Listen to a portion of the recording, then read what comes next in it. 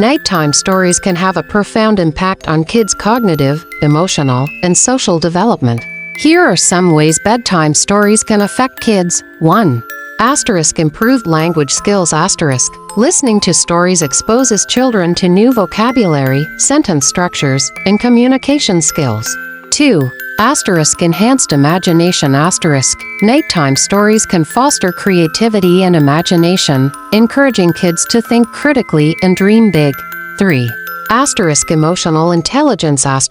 Stories help children understand and manage emotions, developing empathy and self-awareness. 4. Bonding and attachment.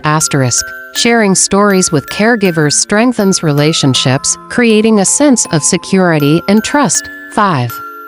Relaxation and sleep. Soothing stories can calm minds and bodies, preparing kids for a peaceful night's sleep. 6. Learning and memory. Stories can convey valuable lessons, morals, and historical events, shaping kids' understanding of the world. 7. Cultural heritage. Nighttime stories can pass down family traditions, cultural values, and historical roots. 8. Academic success. Regular exposure to stories has been linked to improved literacy skills, academic achievement, and a love for reading. 9. Empathy and understanding.